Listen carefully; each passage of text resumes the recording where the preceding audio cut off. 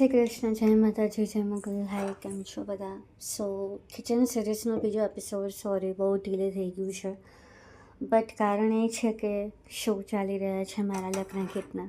કંઈ અપડેટ એટલી મૂકી નથી શકતી, પણ ચાલે છે. સો કિચન હમણાં થોડું ઇગ્નોર કરી દેજો, પણ મારું બીજું છે એ આ છે ચોપર.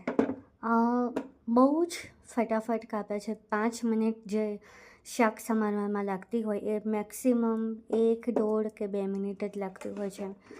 હું આને હમણાં વાપરી ચૂકી છું.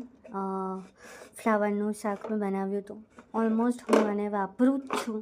સખાજી આનામાં ચોપ કરતા હોય છે, અને આ તમારા કિચનમાં રહેવાના ટાઈમને મેક્સિમમ 70% ઓછો કરી દે છે.